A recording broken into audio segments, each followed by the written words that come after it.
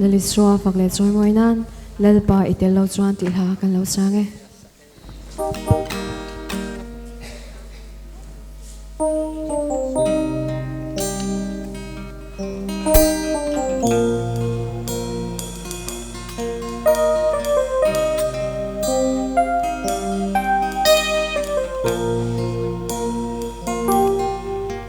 nhung lâm ca vai chi đê tin kim ca donin Krista hang ai una ka tong changin icha em ti in ti bay min bu chang dan thiam ava Krista tello chuan LALPA I tello chuan thêm na ka do zolo chuan ne tu o pathian nu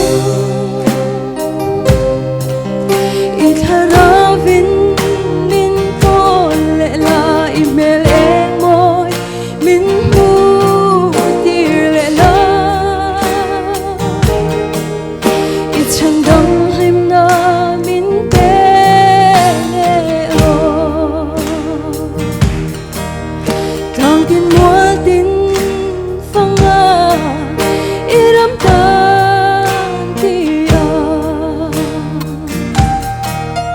câu ô cả thấy nó giống giống để mong hôn cả lâu man trên giống để khai tu đã lung lắm mình vây đi càng mãi trên mang nghe LALPA I tello chuan thêm na ka do zolo chuan ne tu o pathian nu in tharavin min ko le la email engmoi min hu tir le la I chẳng đắng him na min pe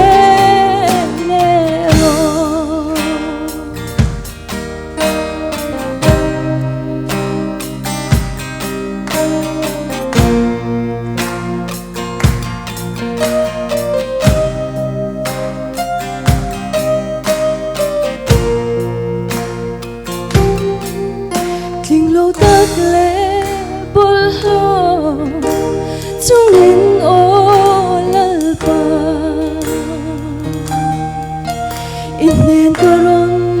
pan lệ o Isu it chan dam him na chang lệ turi min po thiang le min sia min din thar le ro LALPA I tello chuan thêm na ka do zolo chuan ne tu o pathian nu I tharavin min ko le la email engmoi min hu tir le la I chẳng đắng him na min pe ro I chẳng đắng him na min pe ro Laliswa ro pi berse ngome